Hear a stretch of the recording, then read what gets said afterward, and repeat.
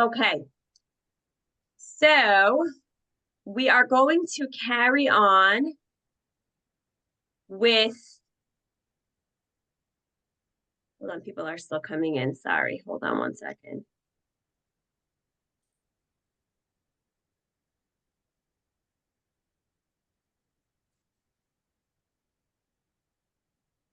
Okay, we're going to carry on with our Strive for Truth book. Good morning, Valerie. And we're still on the section within Kuntras HaChesed. We're still on this beautiful segment of giving and taking. And today we're going to read it. We're going to read through a little bit. We're going to break it down. We're going to discuss it and understand a little bit deeper. We left off last time. Let's just recap just a few really important things to think about. We really have established that everyone has some spark of giving inside of them. That perhaps is that divine spark that is inside. Everything good in life comes from being a giver.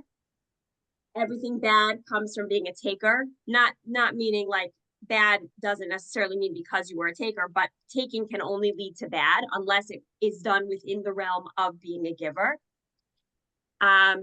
And we really discussed last week that whole idea of giving leads to loving. That when one wants to learn how to love somebody, they just have to give. It seems so simple, yet it's really, really not. So we're going to carry on from this idea. We're actually up to, if you're following along, we're up to chapter 5.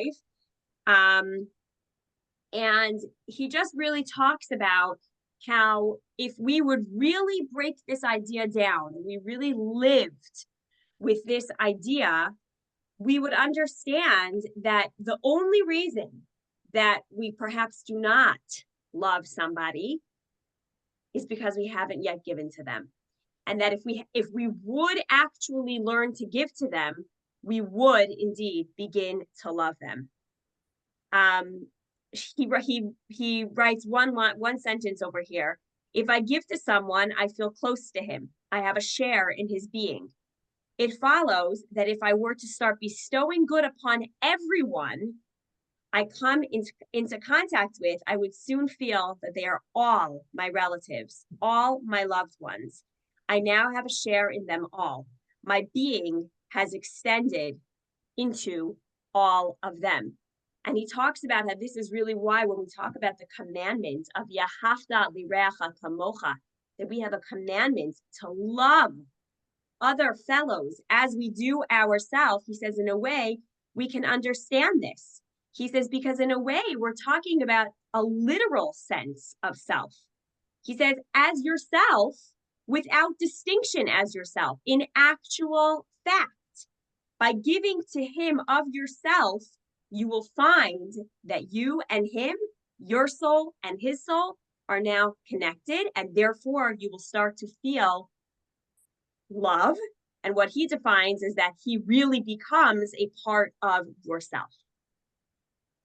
So that's in thinking about, people at large, people around us, wondering. Now, if somebody, I have a question I would like to pose to all of you. If somebody feels, and do you think this is possible? If somebody feels that they have given and given and given and given, and they still are not loving that other person, do you think that that's possible?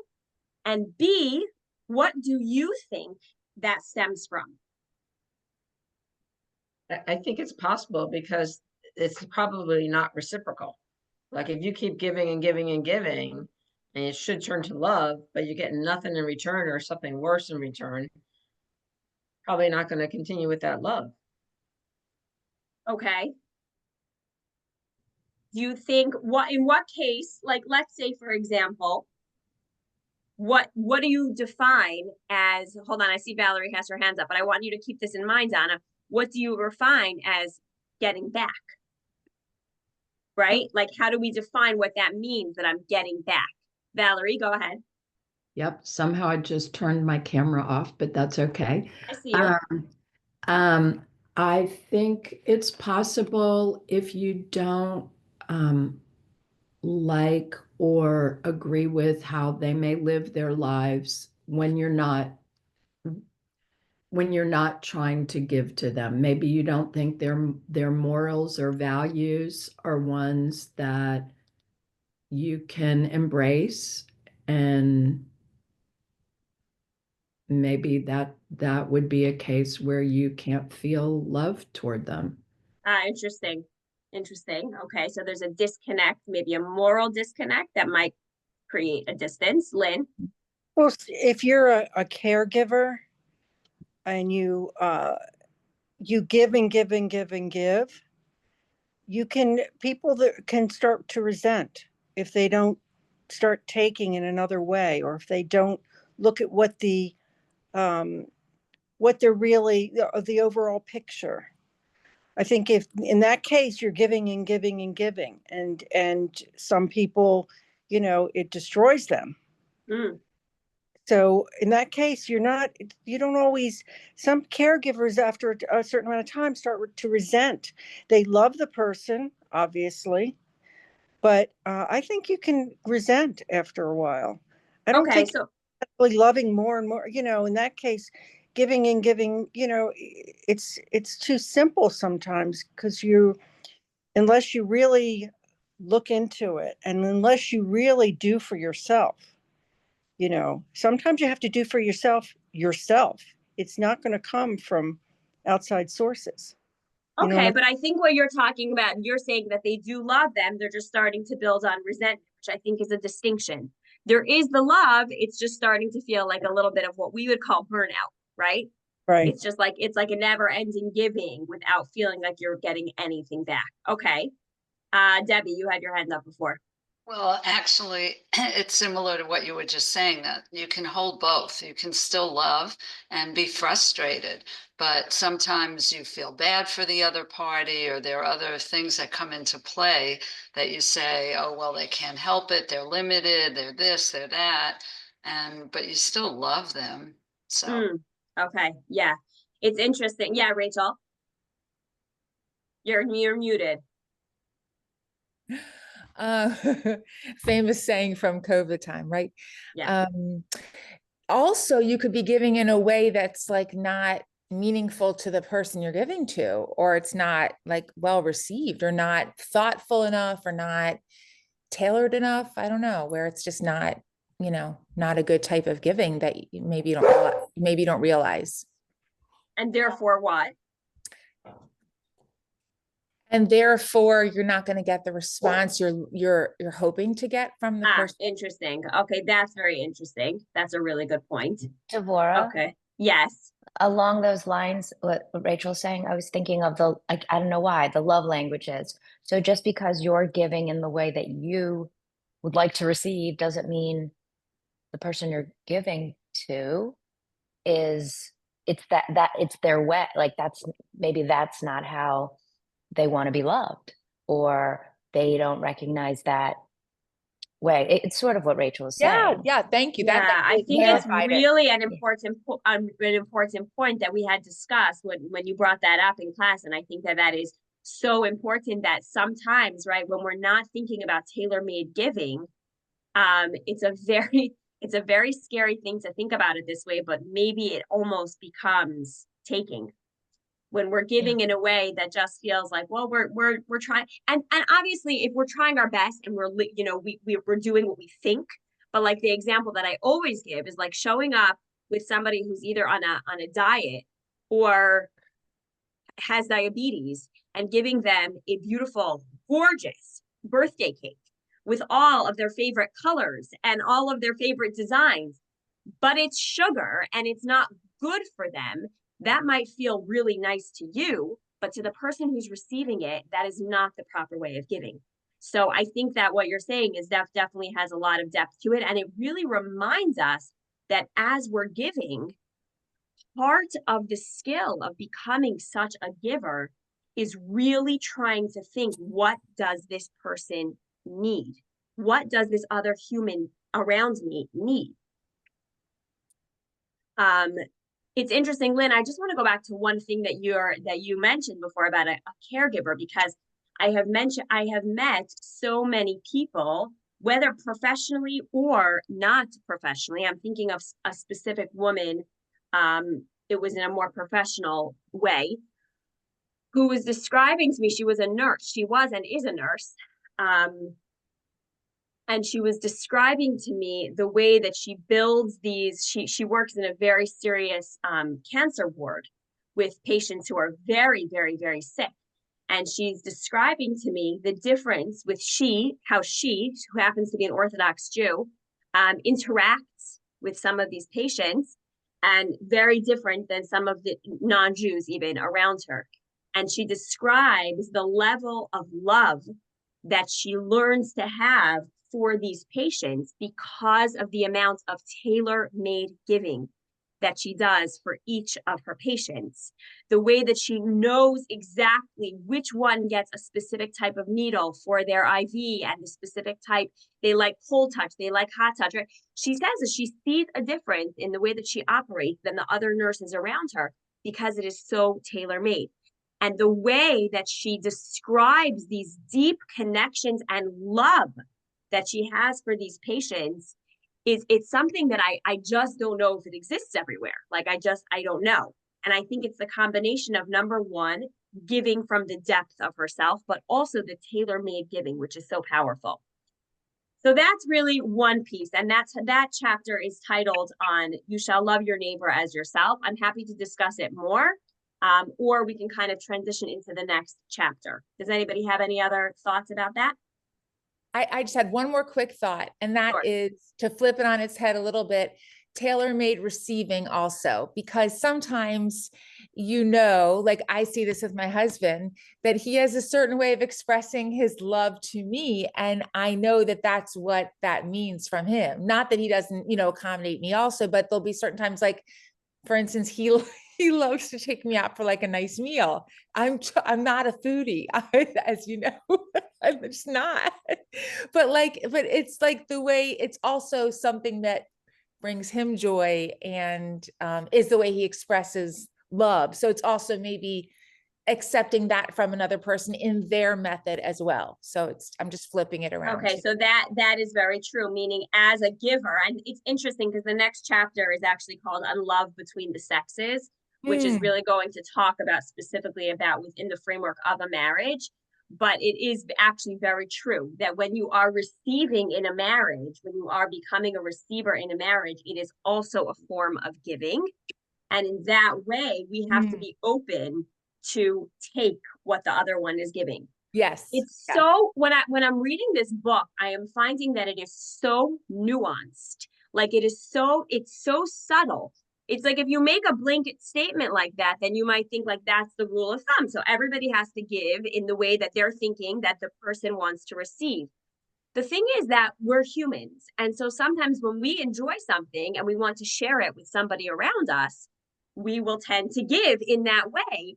There's nothing wrong with that. Like there's nothing wrong with that. So as one who becomes the receiver, the recipient of that, there also needs to be a way of learning to be a receiver in order to fill that person's art of giving. So I think that is 100% true. It is such a skill. It is a skill, and we sometimes mess up. Like it's not so simple. Isn't it interesting how when children are very young and they're trying to give, and they're totally off the mark. Like it's like really not the way that we want them to necessarily give. Message. But somehow when we are the parent, we are able to so much appreciate, like, and accept and make them feel so good. And yet as they get older and as humans get older and we're interacting with people who are older than children, sometimes we get so put off by ways that other people are trying to give. So I think it's a very important reminder of that importance of also being a gracious receiver, and that sometimes is a means of giving itself. That's where the phrase, it's the thought that counts, comes from, because not received is what you wanted, but it's the thought that counts. Yeah, love that. Exactly.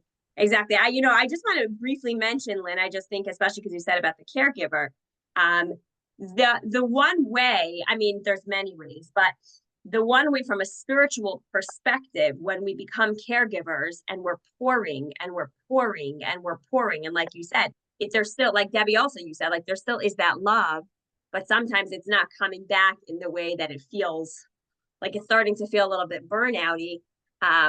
The one way to really try to help that is by rewiring those thoughts and in recognizing that because giving is such a deep way of connecting with our divine spark, and because it is such a high level of spirituality, there is so much that we are getting from becoming givers.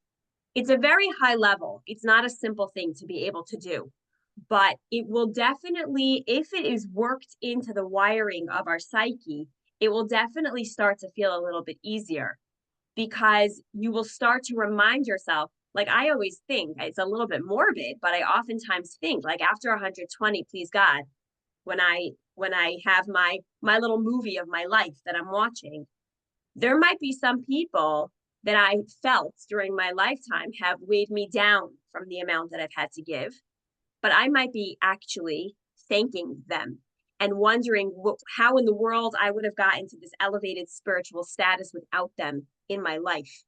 And so sometimes thinking about that during our lifetime, like while we're alive, and thinking about that, and just almost like it's like a reframe, so that while we might be feeling a little bit burnt out, we can actually recognize, you are giving me the ability to just be a giver. I am tapping into such a divine, holy spark right now, something that is creating literally other worlds that I have no idea. That can be a very, very soothing thought, and it's real. It's very real. So that's just, just some food for thought. Okay, so we're going to move into the next chapter. We can go as slow as or as fast. I think that we're just going to mention it kind of briefly, but he talks about, I'm going to read a little bit from here. Okay. I like I said, it's better in Hebrew, but I'm going to read the English one. The love and affection which often prevail between man and wife are something remarkable in human psychology. At first glance, we might think that this love has no true personal content. Perhaps it's merely something implanted in us by the Creator as part of his deep-laid plan for the maintenance of the world. Just as hunger is given to us to ensure that preservation of the body. But this seems mostly unlikely. To achieve this end, the biological urges of physical desire and yearning for children would suffice. What is the point of this additional emotional attachment?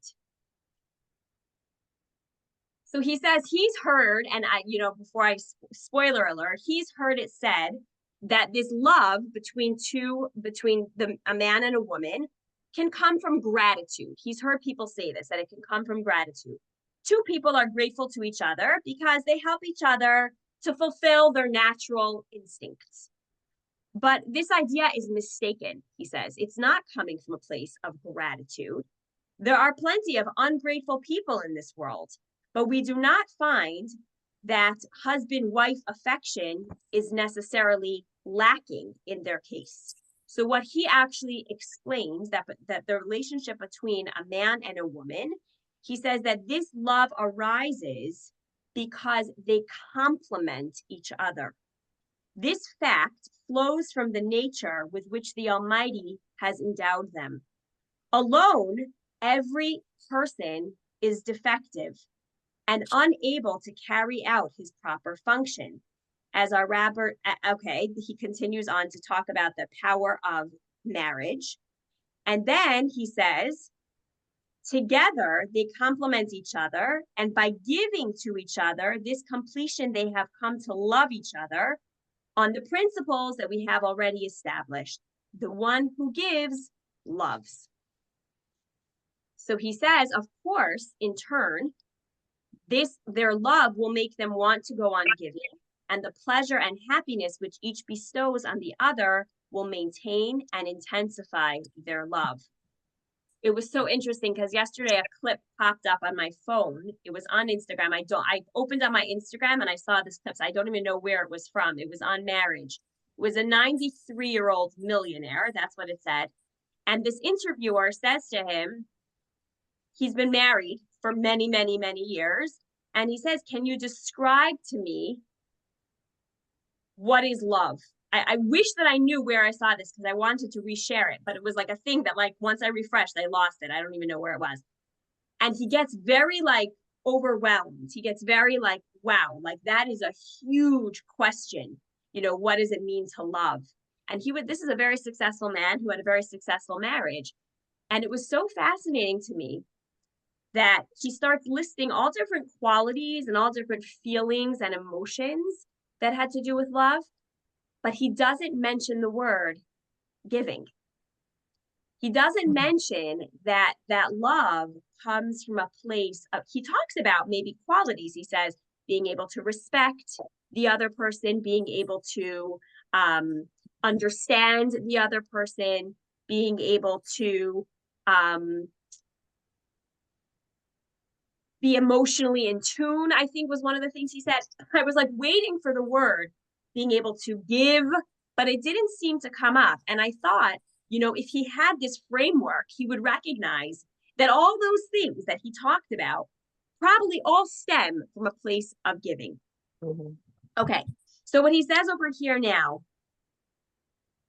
is on this basis of understanding this deep desire and this deep place of becoming a giver within a framework of marriage and that it's compatibility, right? We understand a remarkable fact. Why do we so often find that this husband-wife affection does not seem to last? The answer is simple. What do you think he's going to say? The answer is simple. Why does the relationship not seem to last? Because people are generally takers, not givers. When their biological instincts gain the upper hand, they become givers and lovers. But before very long, nature, very important word over here, relaxes its grip and they relapse into a state of taking as before. This change takes place imperceptibly. Previously, they were joined together in an atmosphere of love and mutual giving. From now on, they are takers once again, and each begins to demand from the other the fulfillment of his or her obligation. When demands begins, love departs. When demand begins, love departs. And by the way, I think that word nature is so important because he's a Musar Sefer, that means that what the whole goal of him giving over this information is to work against our nature. So many times we think that's just how it is. That's just how nature is. That's just how we're created. That's how God made us. And in a way, it's true. That is how we are. That's exactly how God created us. And now do something about it. That's exactly what the Torah is here to do, is to take our nature and to try to have us work hard towards it. So yes, nature falls that way. I happen to love, maybe it's just I'm in the middle of teaching some brides this, but I happen to really find this next line. It's a little strong, but listen to what he says. I'm skipping a little bit, but he says that he always gives the following blessing to a couple on their wedding day.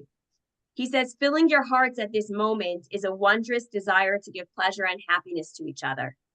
Take care, my dear ones, that you strive to keep this desire always as fresh and as strong as it is in you at this present time. You should know that the moment you find yourselves beginning instead to make demands upon each other, your happiness is at its end. How's that for a nice little wake-up call? Right? And we find that is often the switch when we're starting to look for what are the demands, how can I get, why do I feel like I'm only pouring in? If we were always constantly looking at what we can give, and by the way, this is not simple, this is not easy. The marriage would take on a much, much higher level. I'm going to sum up this paragraph, this chapter, and then we're going to move on to the next chapter. And he says, to sum it up, the best relationship between husband and wife will happen when both of the parties achieve and practice the virtue of giving. Then their love will never cease and their lives will be filled with happiness and contentment for as long as they live on this earth. So that's a beautiful way of thinking about the framework of a marriage. Notice that he says both parties, okay? So to your point of being a caregiver, Lynn, when there's a couple and one is pouring and pouring and pouring and thinking how to be a giver, how to be a giver, how to be a giver, and the other recipient is not at all thinking about how they can be a giver as well, this is a problem. This is a problematic situation. Okay. So notice that he says it takes two to accomplish that status. Yes, Rane. Can you hear me? Yeah. Okay, I had trouble with my microphone. Sorry. No, but I was thinking in the situation you were saying when you get much older and they become more demanding, I mean, it could be also a question of illness. You know, when you're incapacitated and you're not able to continue that giving. Or also, I was in another way thinking of the circle of life, where in the beginning you're a baby and you take, and then when you get toward the end, you tend to become a taker as well in that sense, for various reasons. 1,000%. That's that cycle of life. Yeah. Lauren. Where I think of your grandmother, and she had very little to get. I mean, and she'd give a tissue. I mean, so I think there's something inside of people, even when they're needy, that they still want to give. I mean, it's possible. So I don't know. I just think of. Yeah, but So it I is have a very true. question. I think what Rane is saying, and I was also literally just thinking about my grandmother. Yizachra Baruch. But she, yes, like from coming from any person, like, you know, I mean, unless, wow, some people are very, very blessed that they're able to really be those givers and in that state of mind until the very, very, very end, if they, you know, there are. But oftentimes when a person becomes elderly and incapacitated and needs to be receiving, they're back to baby state, you know, they're back to what it's like. You're feeding them and you're changing their diapers and you're caring for them as if they were babies. And there is something to that, the cycle of life. There is definitely something to that, you know, in terms of the role that others play and the role that we play in that cycle. It is a very interesting piece. Yeah, I'm just thinking along those lines, like when I was a baby, my mom did all those things for me. And then when she was sick, I did all those things for her. It sort of flipped. Yeah. And so the giving, changed, but. Yeah, in a healthy cycle of life, that is the way that it should be. You know, that the one who became the one who was the receiver all of those years now becomes the ultimate giver in that way.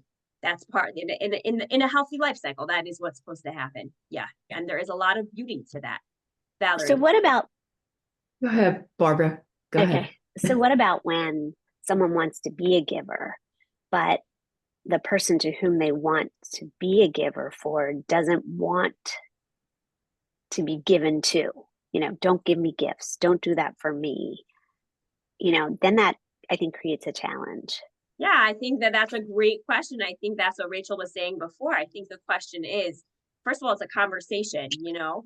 Every human needs to feel that they are being given to in some capacity. It's not a healthy thing if somebody's saying, I don't need anything, don't give to me. There's a certain sign of, I'm not worthy. I don't feel that I deserve anything. It's not healthy. So it's really a matter of playing detective and figuring out, well, if you don't like this and you don't want gifts, well, then how can I give it? How can I give to you? Would a phone call a day be a way to give? Would a text be nice? Do you want me to sit with you? Do you want me to make you a cup of coffee? Like, how can I give to you in a way that will feel good? Because exactly what you're saying, like those two examples are gifts, or, you know, they don't want that way. You know, but for somebody who literally just wants to isolate themselves and not be a recipient to any giving, so there's something very unhealthy there. That is not the normal way of operating in this world. Something is wrong. But sometimes the other person just knowing you're willing to give might be enough for them. You know what I'm saying? I mean, if someone's in a bad, you know, just doesn't want you to give them anything, it's legitimate. And maybe just saying to them, I'm here if you want to ride somewhere, if you want to, that's sometimes, it's enough for some people, and so you are giving of yourself when you say to someone, I'm happy to help you. I would love to, something you need. You are giving of yourself. You're letting them know.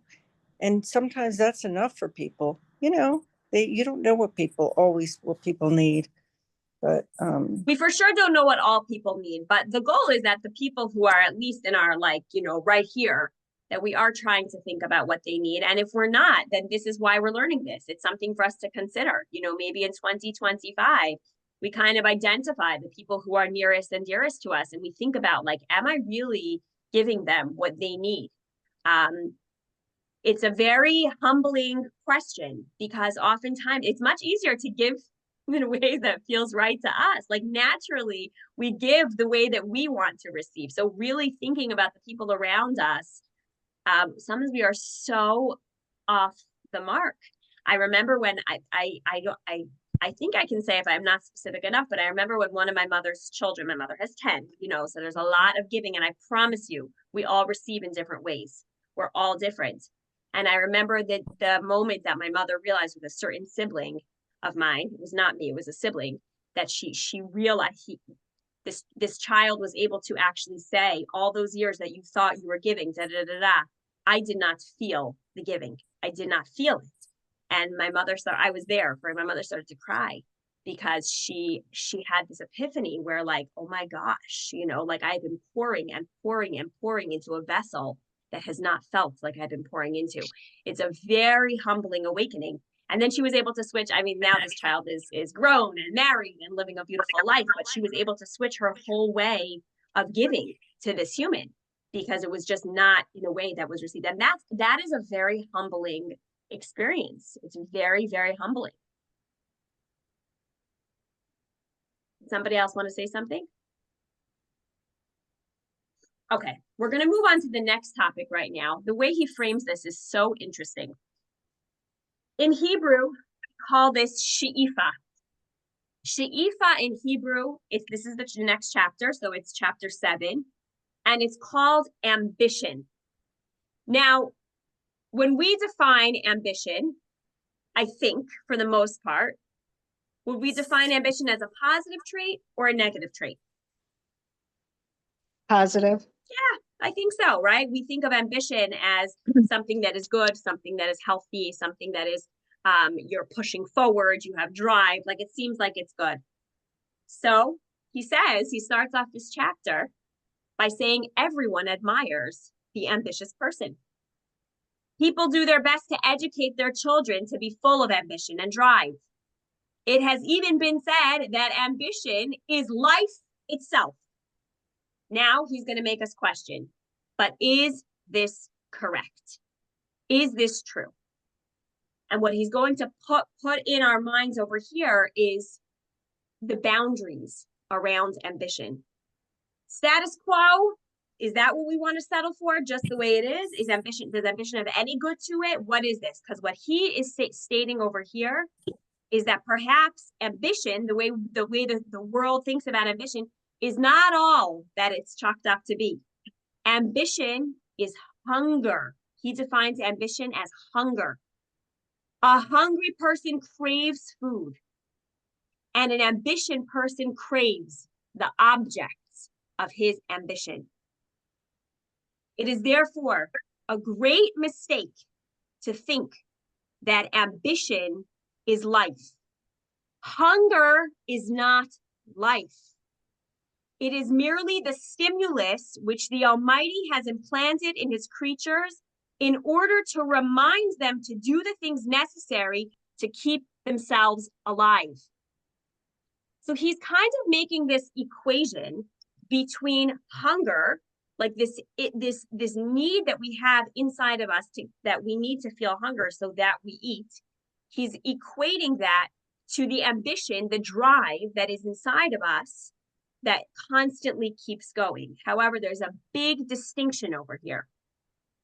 First of all, he says, all ambitions all ambitions other than spiritual ambitions, but even spiritual ambitions in some way are kinds of hunger.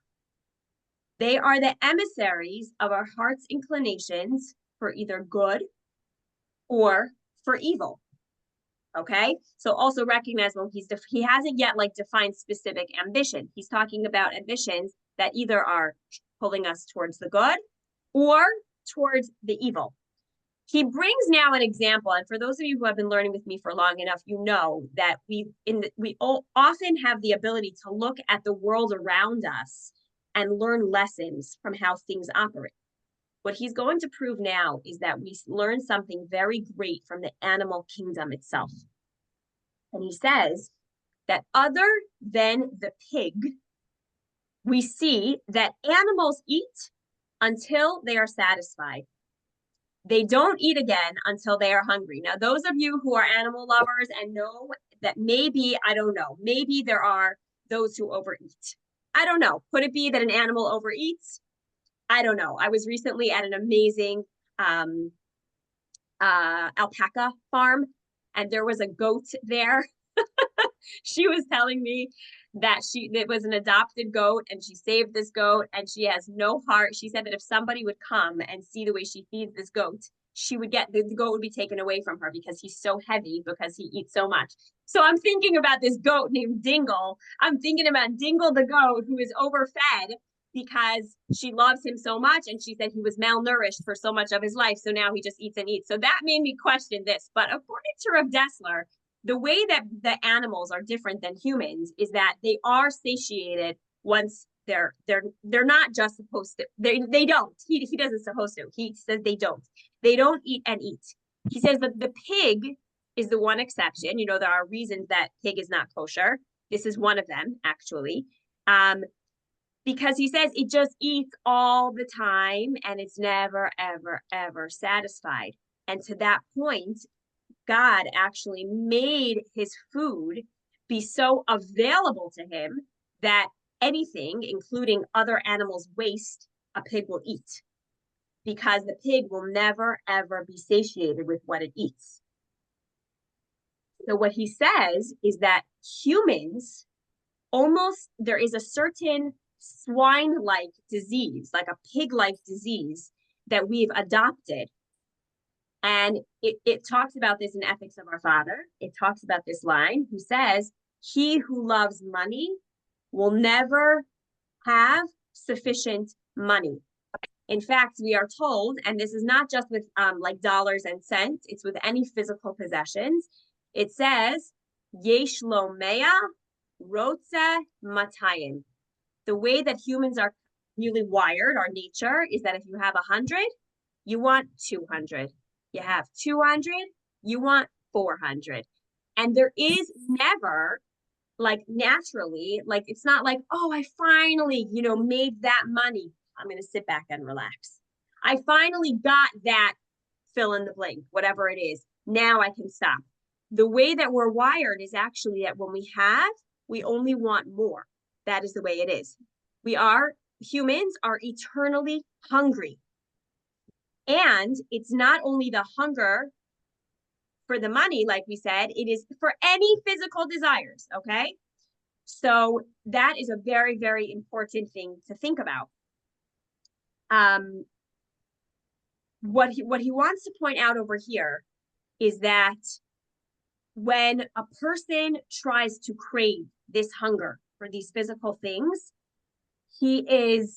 that is his Yetzer Hara, that is his evil inclination, and he yearns for it far beyond what is even possible. He must fight a heavy battle and expend great effort to attain even a small part of what he craves. And even if he lives many years, he will never even achieve half of it. We're going back into the ambitious mindset. As our rabbis say, no man leaves this world with half of his desires fulfilled. But the situation is far worse than that. This is it's a little bit of a heavy reality over here. A person is not only hungry for what he actually needs at any given time, He hungers also for what he thinks he might need in the future. And his hunger is intensified by his concern for what may happen many years in the future, which you guys are all saying in your brain, yeah, okay. Like he's thinking forward. He's forward thinking. He's thinking about his future. As Ethics of Our Fathers tells us, Ezehu chacham haroa es hanolad. Who is a smart man? One who sees the future. Okay, so we might be thinking there's nothing wrong with that.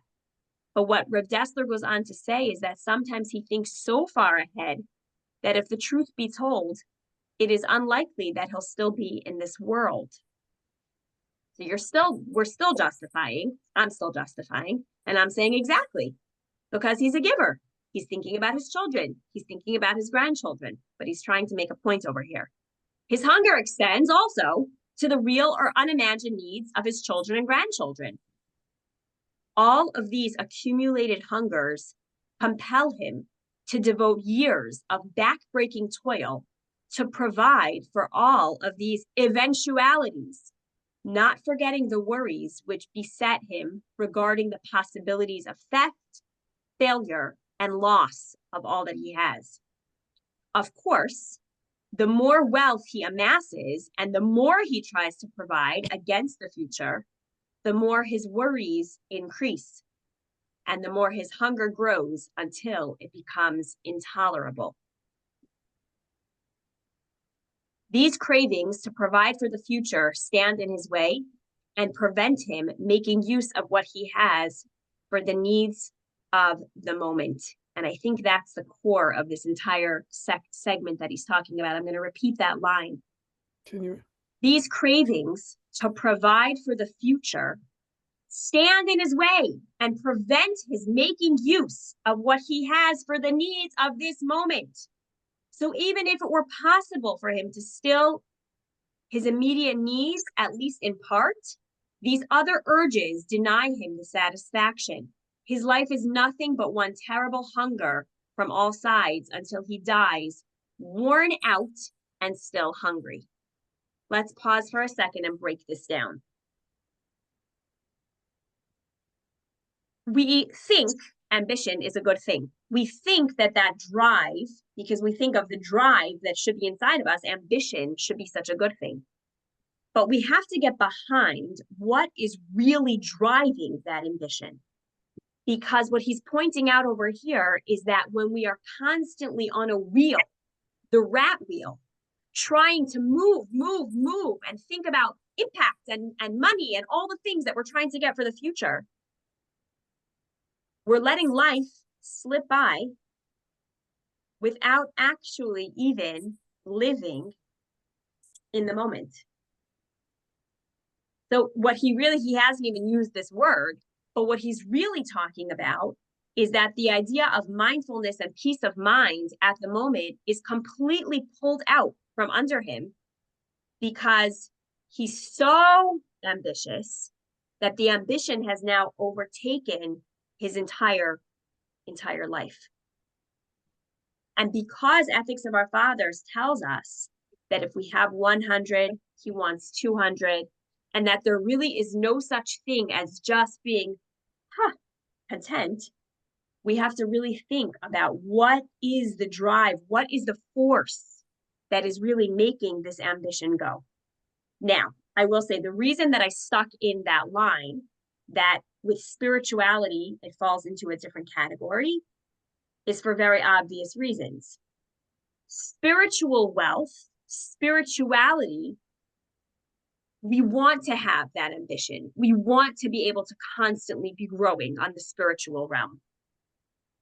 Physicality doesn't have the same thing. The quest for more and for more and for more leads to one hungry human. And hunger, like he's describing in this paragraph, is not necessarily a good way to be living our lives, right? Think about it. In a healthy way, when we have a plate of food, when we eat something and we feel good and we feel satisfied and we're done eating, we don't eat again until in the healthy way. We don't eat again until we're hungry, right? But somehow with ambition, towards our desires, towards our drives, toward all the things, it's like we're not even we're not even living in that moment of satiation. We're just, it's like a constantly hungry phase that we're just constantly trying to achieve and attain. Never ever just sitting in the satisfaction of what it feels to have a full belly. Does that make sense? Let me pause here for a moment and hear some thoughts. Anyone have any thoughts about that? I know I have don't some know. thoughts, so I would love think to a hear lot your of it- thoughts. I think a lot of it is semantics and can go either way. I mean, Say more. what you're describing is 100% I agree. But if you have a goal, if you have a purpose, I mean, I guess I could even use you as an example. You want to teach, you want us all to have a better spiritual life, a better quality of life. Isn't that your ambition? It's not that you want it for yourself. It's you want to be able to be in a really capable way of giving it. Isn't that, I mean, I think ambition goes either way. I think even the last topic we talked about giving. I mean, I think giving can be good. I think giving, if you expect something back, could be bad. But I don't think I see that ambition can be bad, but I also think it could be good. Okay, so semantics is definitely true. So, and remember, I'm using a translated version, which I think automatically, like, the semantics get a little bit watered down. But even so, you understand the type of ambition that he's talking about.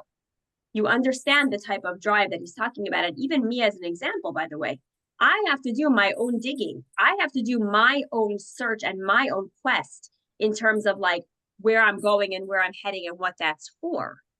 If I find that something else is coming in the way of what I'm trying to accomplish, like the way you said it, that sounds great. And I hope and I pray and I do believe that that is my deep desire.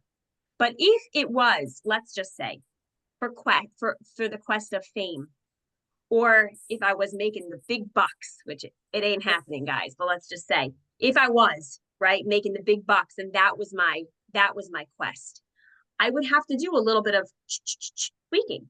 You understand? So, and each person has to be able to look deep. And by the way, can you still hear me, guys? I just got a thing that my internet is unstable. You hear me? This, Tammy, we said this in the beginning, you know, when you can have two people giving, you could have two people who are giving and they're giving the same thing. And one is getting the greatest reward and one is not even getting any reward because one is giving it with an angry, hard heart and feeling disgruntled and feeling annoyed.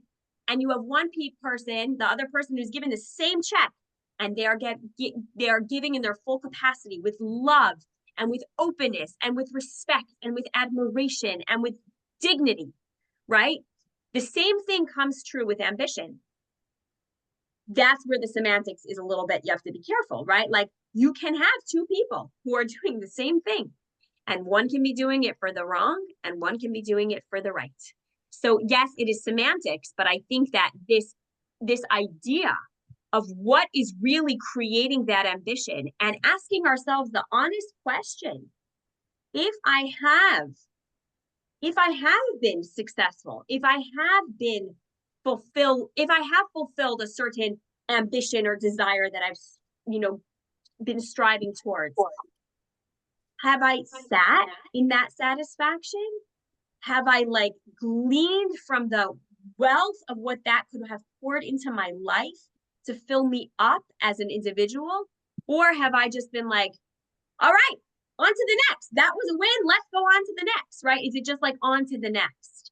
Is there that place of just living with our stomachs full, with satisfaction, with gratitude, with mindfulness, with all of the different things? So yes, it's semantics, but his point is still the same. But Devorah.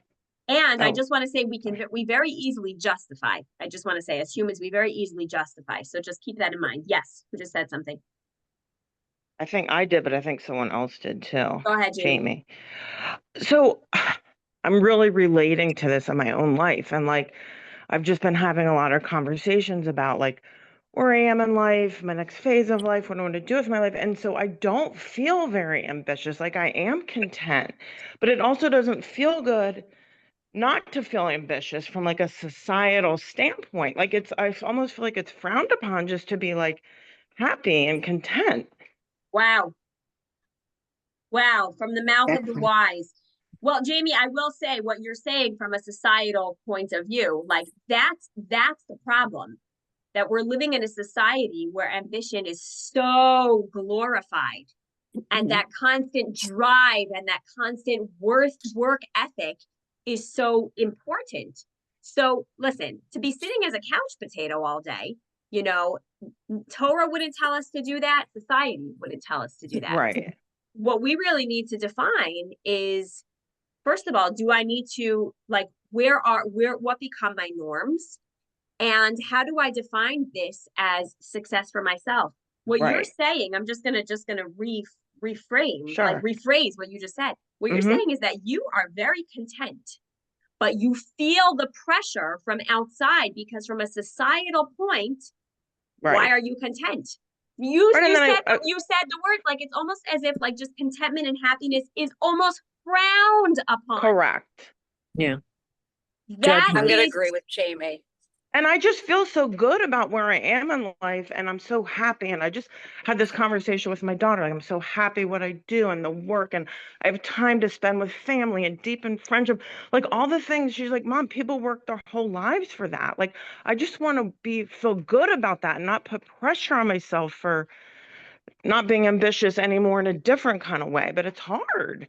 Yeah, first of all, I commend you for opening up for this group of women. Beth already sent the first one in the chat. Everybody spam Jamie with your comments.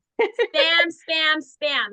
I think that what Jamie is saying over here is that the society at large, there is a certain like, you know, why are you feeling good? You still have so many more years to work yourself to Right. the bone. Like, why? So Rane said something beautiful. Rane said something beautiful there.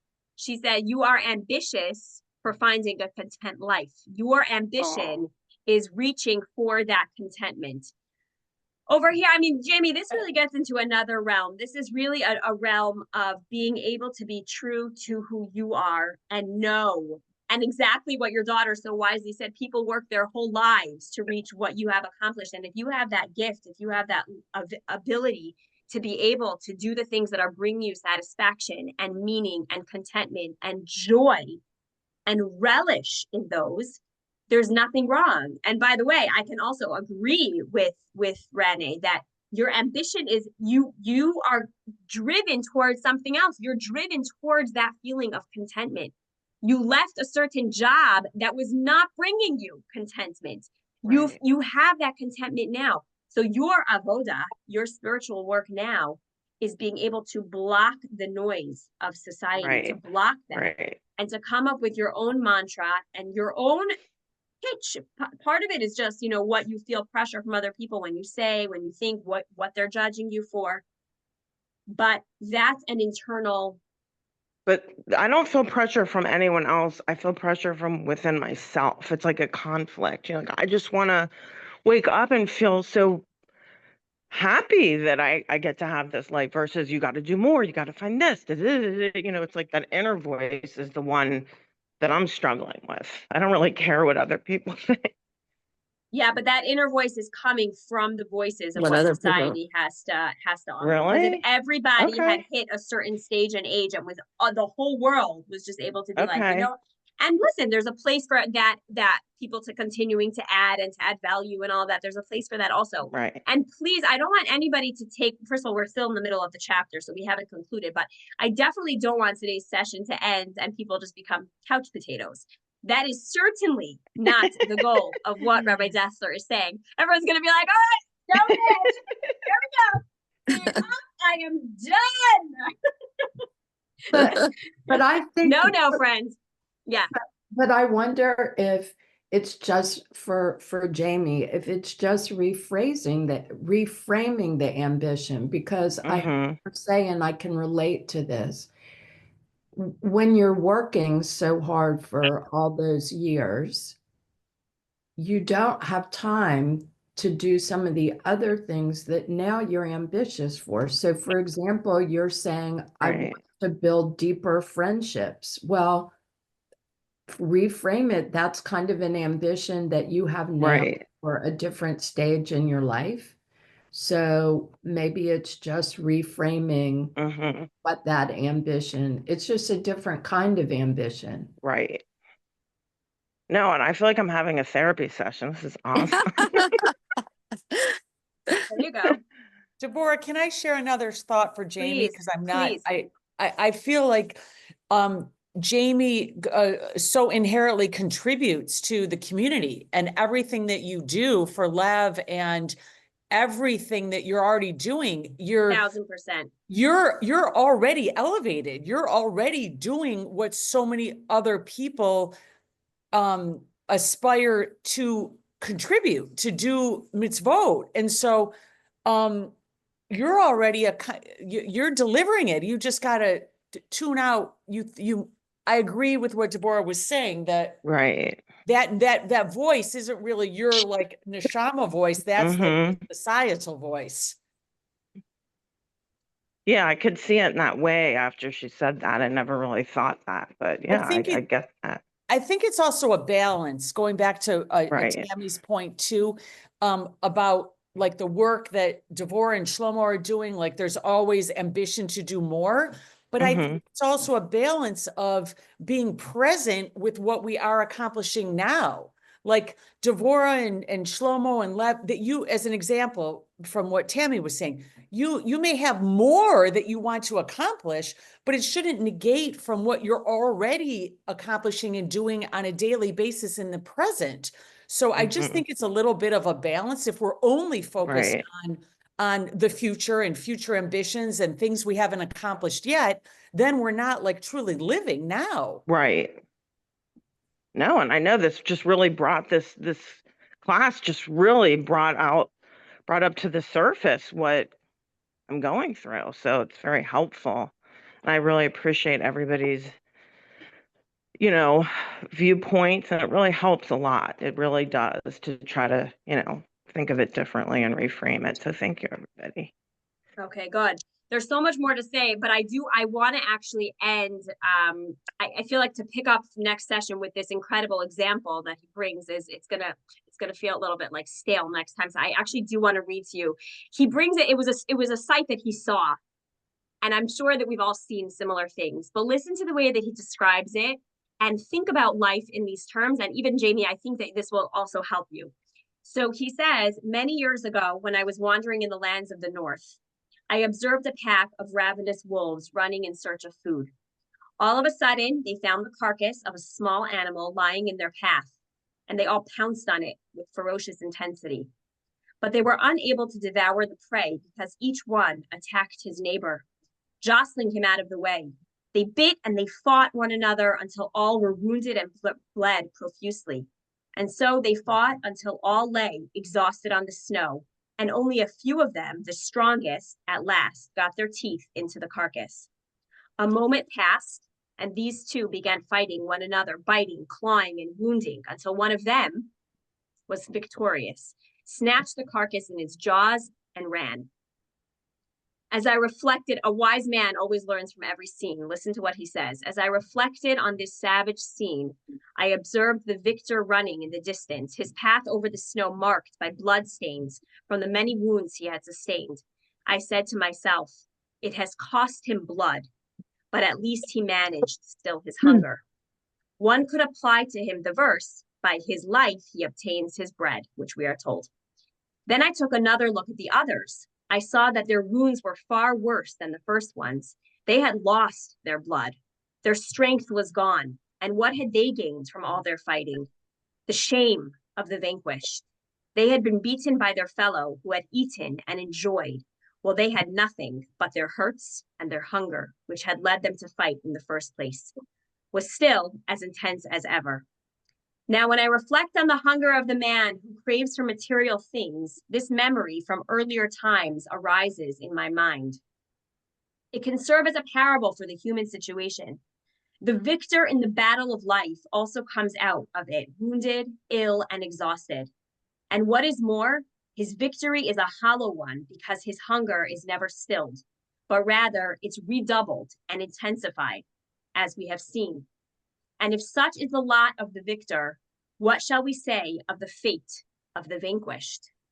And most people in the world end up as the vanquished in the competitive rat race. It's a very, very powerful thought to think about that. It's very, very powerful. And when we think about ambition, and again, every person needs to think about their own ambition. Sometimes a person's drives or something that fills them up is really and it's filling them up and it's not driving them crazy and it's filling them up in a beautiful way. And, that's okay. He's talking about that. It's like a very strong ambition.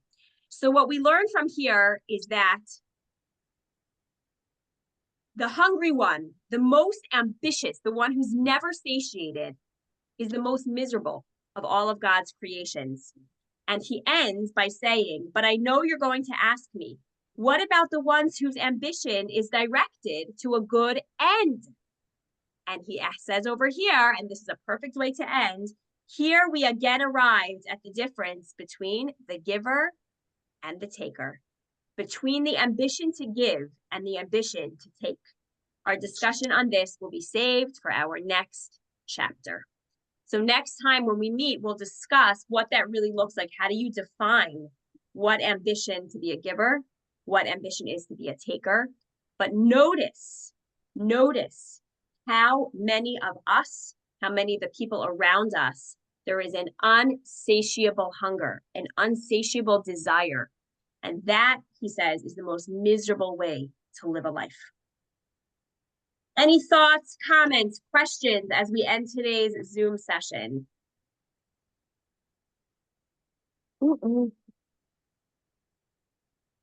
Okay, I hope to see you all, please God, next week in person. Enjoy the beautiful snow and stay safe